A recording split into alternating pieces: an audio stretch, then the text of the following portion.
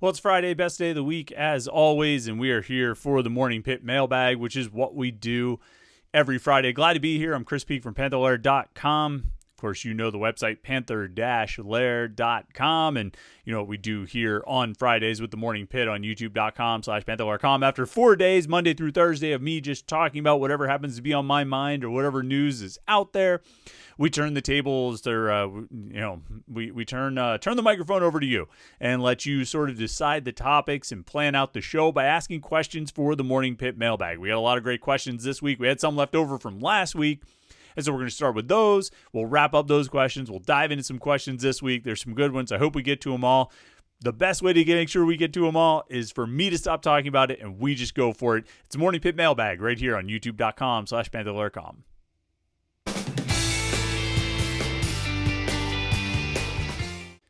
Yeah, Friday here on the Morning Pit. You know what we do. We take questions from Pitt fans on Panther-Lair.com, and we answer as many as we can here in the Morning Pit Mailbag on YouTube.com/Panther-Lair.com. You know what we always ask you to do before we get started? Like this video and subscribe to YouTube.com/Panther-Lair.com. That way we will, we can see how many people like the video, which obviously makes us feel good, and we like those subscriber numbers to go up because it means more of you guys are watching. So, like and subscribe, even if you're just listening to the audio podcast. Look, we're not making any revenue off of you listening to the audio podcast, so the least you can do is go over and like the video and subscribe to youtube.com/Panther-Lair.com. I'm not asking much. We're not asking for money here. We're just asking you to help us out and click those buttons. All right, and you know the website, of course, Panther-Lair.com. It's the Pitt Sports site on the 247 Sports Network, where we cover all things Pitt football, basketball, and recruiting.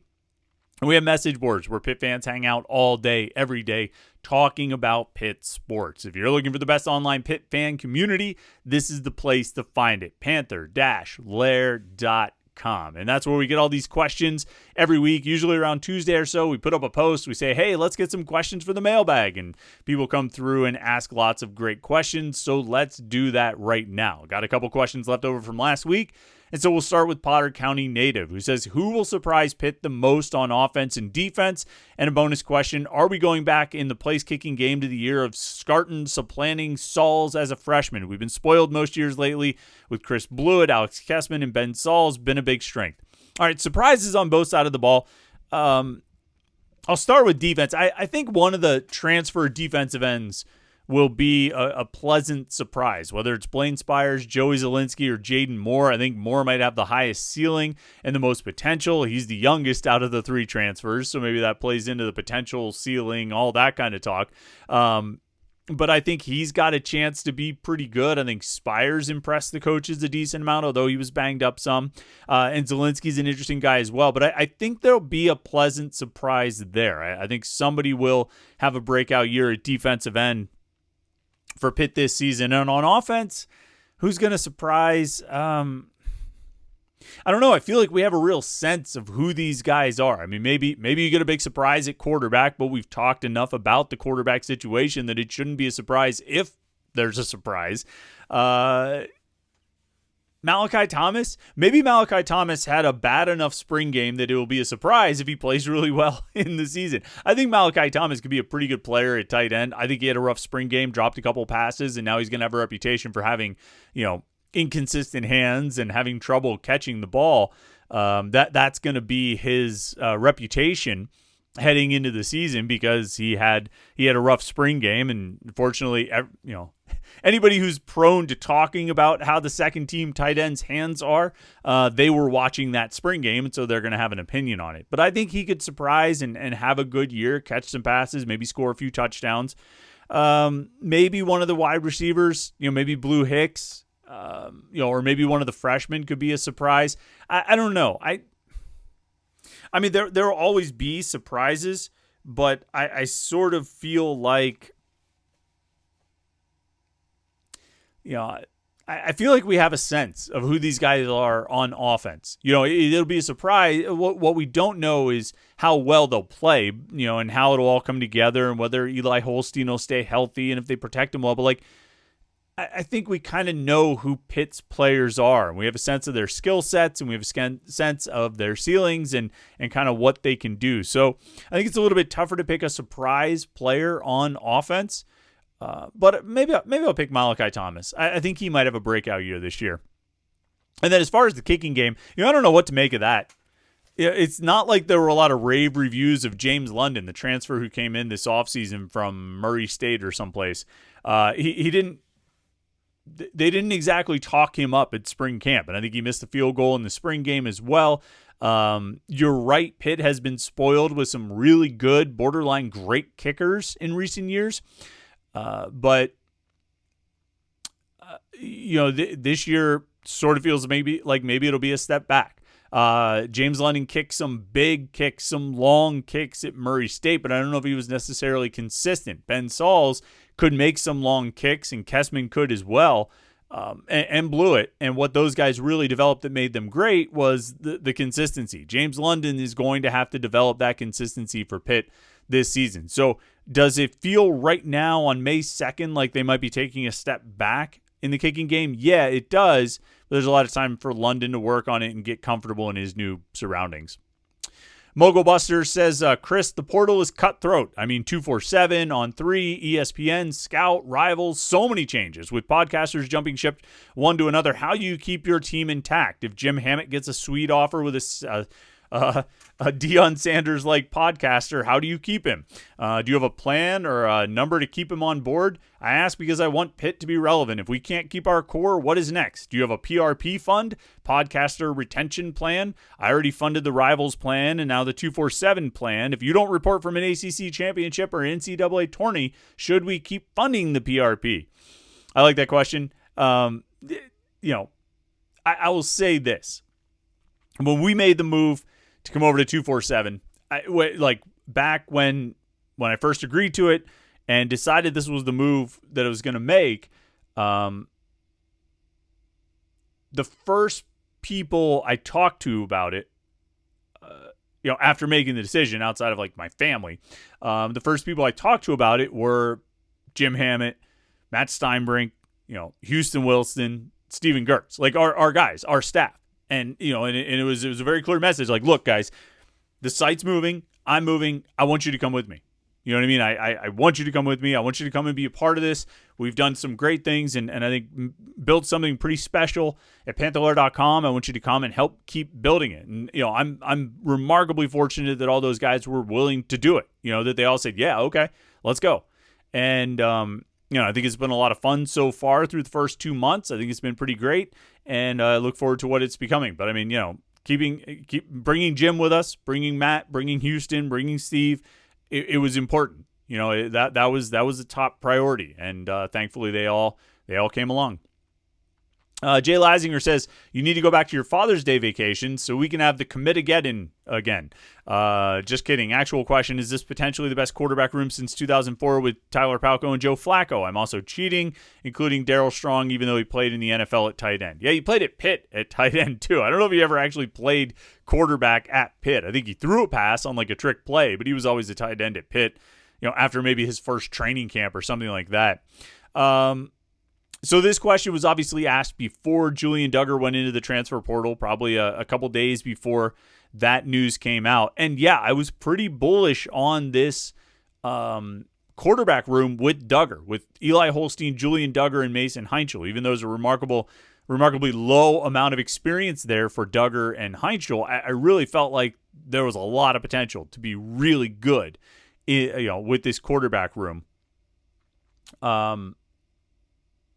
Taking Duggar out of the mix, even when you're adding Cole Gonzalez in, I think cuts it down a little bit. I'm not sure I would go so far as to say it's the best quarterback room in 21 years. I'd have to think a little bit more about who some of those rooms were along the way. Ben DiNucci and Kenny Pickett were both NFL quarterbacks, and they were on the roster together in 2017. I don't know if you want to count that or not, and I understand if you don't. I think the claim that I made the most during spring camp was that it was the most athletic quarterback room I could remember at Pitt, and I still think that might be the case. I think Gonzalez is not as athletic as Holstein, Duggar, and Heinchel, but he's okay, and you still have Heinchel and Holstein who can both run. They can make plays with their legs. So I still think it might be the most athletic quarterback room, and as far as the best quarterback room, potentially. Maybe, but we'll see. To your other thing, you mentioned about the Father's Day vacations and the Father's Day commitment massacres. I wasn't really. I mean, sometimes I was on vacation for those. Sometimes I wasn't. But no matter where I am, and I know it's an ongoing running joke that if I go away, there's going to be big news. Although I went on vacation 2 weeks ago, and I don't think anything major happened. I think it was relatively quiet. Was there a basketball transfer move? Maybe. I think it was relatively quiet, but it's an ongoing joke, and it is funny that big things happen when I go out of town or when I go on vacation. But the reality is June is going to happen no matter where I am. If I'm in Pittsburgh, if I'm in the Outer Banks, if I'm in Seattle or someplace. I've never been to Seattle, but if I decided to go to Seattle in June, it wouldn't matter. The commitments would happen because that's what happens in June. It's the commitment month. All right, that wraps up the questions from last week. Let's dive into questions from this week because there's some great ones here as well. Chad Pap 3 says, if you went position group by position group, I feel like the team in 2025 is better than the team in 2024. Quarterback Eli Holstein and Mason Heinschel are better. It's better than a group of Eli Holstein and Nate Yarnell. Running back, probably a push as it's tough to replace an All-American season, but Goff and Cade Bell's other recruits better than the 2024 reserves, so on and so forth down the roster for each position group. What are your thoughts on that? I generally agree. I think probably the easier way to think about it is you think about some of the guys that they lost, right? Obviously you have the draft picks, Konate Mumpfield, Gavin Bartholomew, Donovan McMillan.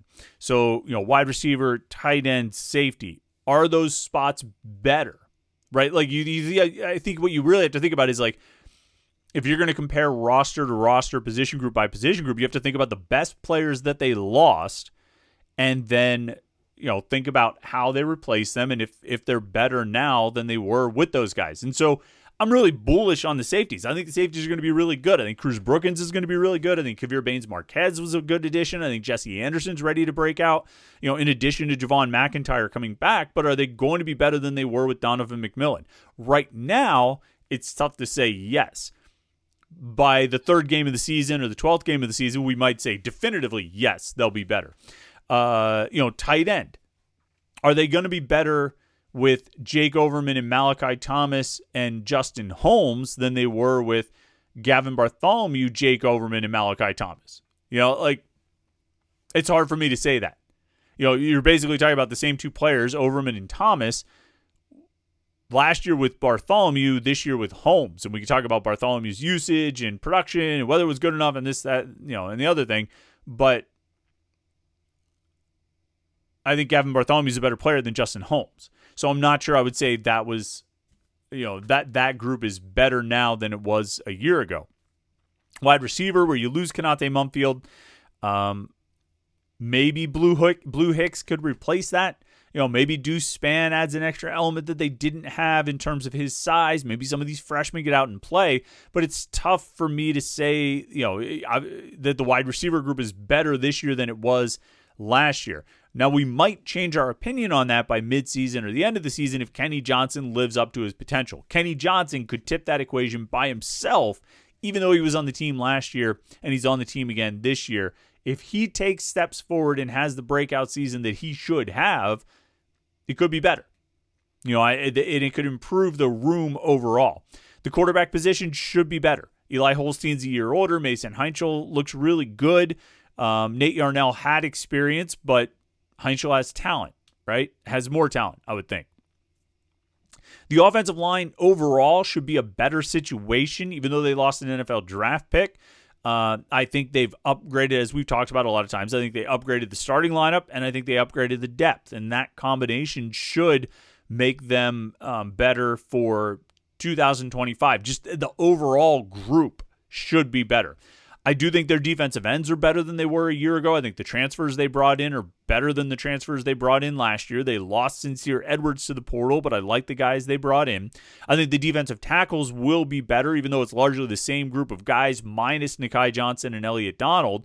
But I think the talent there, particularly with some of the young guys growing up, Isaiah Neal going into his third year, Francis Brew and Jasir Whittington going into their second years, Sean Fitzsimmons ready to have a full, healthy season, Nick James ready to have a good season. I think the linebackers will be improved. They lose Brandon George, Keith Thompson, and obviously Jordan Bass. But, I mean, you got Biles and Lewis back. Braylon Lovelace is ready to take a big step. Jeremiah Marcelin as depth. I think the linebackers will be better, but some of them might just depend on how much Biles and Lewis improve individually, and they were already playing at a really high level. The corners feel like a wash, although I think Shadarian Harrison could have a breakout season. We talked about surprise players. I think Shadarian Harrison could be one, although I think he's less and less of a surprise now after being named the Ed Conway Award winner for Most Improved Player on Defense this past season.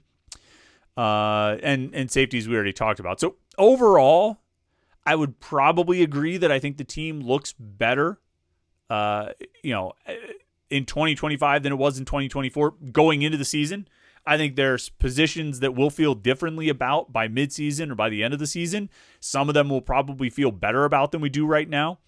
Overall, I would probably say that there are more positions that are better now than they were a year ago, but not all positions. But I do think there are, if you were to line them all up, 2025 in one column, 2024 in the other column, I think you'd have check marks for more positions in the 2025 column, I think.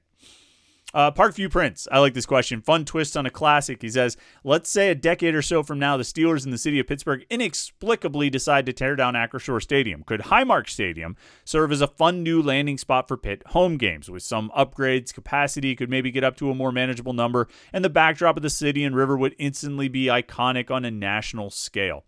So I love Highmark Stadium. I think it's a fantastic venue. I've seen a few soccer matches there. Obviously, Pitt had a spring game there in the spring of 2015, I think it was. Fantastic venue. It's such a great location. It's a great place to watch a sporting event. It also holds 5,000 people. So to get to a manageable number for Pitt, the kind of number, when we talk about Pitt's sort of utopian on-campus stadium, one of the big things people talk about is downsizing the capacity, not trying to fill 68,000 seats like they are at Acrisure Stadium. And usually when we talk about the numbers that are ideal for Pitt, we get into the 40, 45, 50,000 is right around that range. Even if you go on the low end of that, you're taking Acrisure Stadium's capacity and multiplying it times 8 at a minimum. Probably 9, and most likely 10. So 10 times the size. I don't know where you're going to put 10 times the people at Acrisure Stadium. So I think that's pretty flawed from the start. I just don't think that's going to work. That's a great place. Now, I'll tell you what's interesting to me. I looked it up just to make sure about the capacity, that it is like right around 5,000. And I always wondered why they didn't have concerts there. They've only had 3 concerts in the history of Highmark Stadium. Here's a little bit of trivia. The Steve Miller Band, Sammy Hagar, and Toby Keith. Steve Miller Band, like in 2015, the Red Rocket and Toby Keith in 2019. And that's it, according to the Wikipedia page for Highmark Stadium. I don't understand that because I actually love the IC Light Amphitheater. I thought it was a great place to go see a concert. And I think Highmark Stadium would be a fantastic place to go see a concert. Whether you put the stage with the backdrop of the city behind it, or you put it at one end of the field or the other. I guess probably putting the stage with the backdrop, with the city behind the stage, or you could put it at either end of the field. It doesn't matter. It would be a great venue. I don't know why there haven't been more concerts there. I loved IC Light Amphitheater. I thought it was great going down there to Station Square to see concerts. I know they're building this new venue in the Hill District, or the Penguins are doing it, whatever it is. I don't know. I don't care. But I mean, Highmark would be great for shows. Why not have concerts there? If it's good enough for Sammy Hagar and it's good enough for Steve Miller Band with Don Felder of the Eagles opening, and it's good enough for Toby Keith, then it should be good enough for a lot of other artists. Maybe there were logistical issues or something like that, but I don't know why you wouldn't have more concerts there. I think that's a real opportunity that's missed out on. Let's see. Let's take Jay Lazinger's question here to wrap things up. He says, I'm reading a book about called A Season Inside about the 1988 basketball season, which predated my time as a Pitt fan. Pitt was a 2 seed. This was the year that Jerome Lane broke the backboard. And the last year and it was his and Charles Smith's last year. They were up 3 against Vanderbilt in the tournament, and Paul Evans didn't call a timeout to remind his team to foul. Vanderbilt hit a 3, and they lost in overtime. The question, what is the worst coaching error? This or Jamie Dixon not pulling Nasir Robinson off the line against Butler when they lost the 1-8 game when he committed a foul 90 feet from the basket? So, yeah, that Vanderbilt game predates my time as well. 1988, I was 9 years old, so I was a young man back then. And so I don't have as vivid memories of that as I do of the Butler game. My vivid memories of the Butler game is watching it in the studios at 93.7 The Fan because I hosted a post-game show when that ended. And it was unkind. That show and our comments and our reactions to that game were unkind. And you guys have watched like the post-game shows we do here. You know, we take shots of whiskey and we talk about the game and we get fired up and everybody gets animated and all that stuff. It's lots of fun. But that night, there was no whiskey in the, at least none that I had access to. There was no whiskey in the studios at 93.7 The Fan. But we had there were some animated takes, and we had a lot of callers that night, and we had a lot of anger. A lot of people were upset, and understandably so, because that was a major choke job, that game against Butler. So I don't know which one was the bigger coaching error. I just think that was a major choke job in that game, and pretty disappointing. Maybe even more disappointing than the Villanova game in the Elite Eight, even though that was a chance to go to the Final Four. I think you're in the second round playing Butler. No shame in losing to Butler. By that point, I think we had all learned that Butler was respectable as a basketball program. But you shouldn't have lost that game.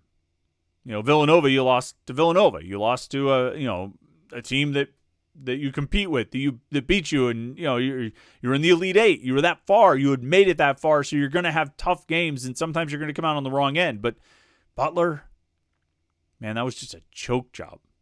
So I don't have a lot of context for comparing it to the Vanderbilt game in 1988 or whatever it was, but the Butler game was pretty bad. It was pretty bad. All right, great questions there. We had a few left over, so we'll keep those for next week. I always like to carry a few over just in case, nobody asks any questions next week. Well, we got a handful that we can go to and at least get us started. I'm sure you guys will come up with great questions because you always do. So thanks to everybody who contributed questions this week. Make sure you like this video and subscribe to youtube.com/Panther-Lair.com. That way you won't miss any of our exclusive Pitt video content. These daily morning Pitt videos every day of the week. Our weekly live show that we do every Wednesday night at 8:30 p.m. and press conferences and post-game shows and interviews and all those different things right here at youtube.com/Panther-Lair.com. So make sure you like and subscribe. And, stay tuned to Panther-Lair.com for all of the Pitt sports coverage. Thanks so much for watching the videos this week. Hope you have a great Friday and a great weekend. I hope your power came back on. It seems like a lot of people's did. And, enjoy your weekend, and we'll catch up with you on Monday for the Morning Pit right here on youtube.com/Panther-Lair.com.